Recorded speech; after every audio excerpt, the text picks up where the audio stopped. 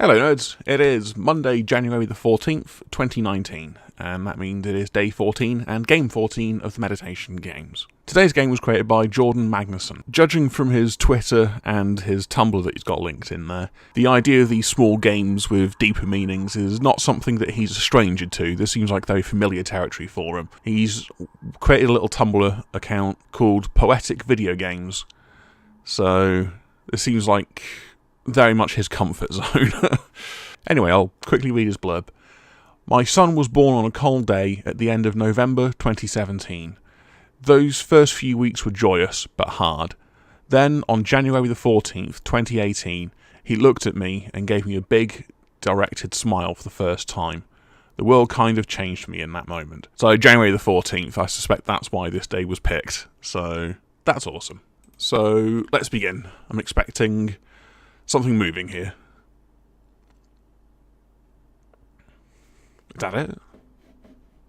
Is it working? Ah! Okay. What now?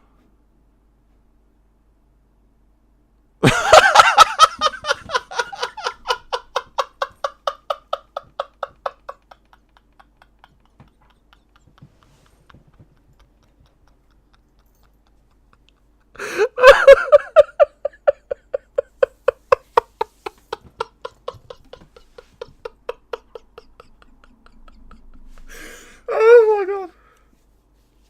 Oh, well, that was easy.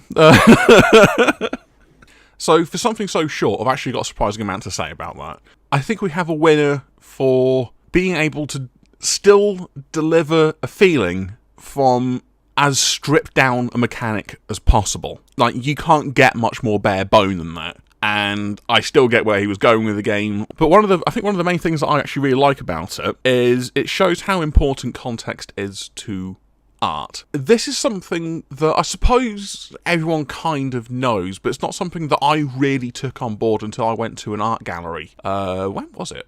A few months back, I think. Me and a few friends were looking around and we literally just saw a canvas that was blue. And we saw something that had different shades of black on it, and we couldn't actually see it on first glance. We read what it was about, and there's quite a few other pieces of art like that. And once we understood what they were doing, where they're coming from, we were kind of like, oh, actually, that makes a lot of sense. That's actually quite clever. I think this game is a very good example in showing how the context is vital to getting it. Because with zero context, all I did was click a button and win. I changed the colour of the screen. Meaningless. But with context, you understand what that colour means and what it's meant to be. And it makes a lot more sense. And suddenly, that very simple act has at least some weight to it.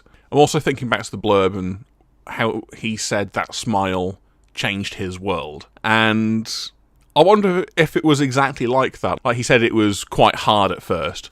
I don't know if grey was the right colour of choice, since he said it was also joyous, but whatever. But that simple moment, that smile, and his world just goes bing in an instant. I kind of like that image. And it's also something that I relate to somewhat. I've not had my own kids. I've had I've had two nieces. But when my first niece was born, I was immediately affectionate towards her. But she was just like a really bad Tamagotchi. Like, far too high stakes.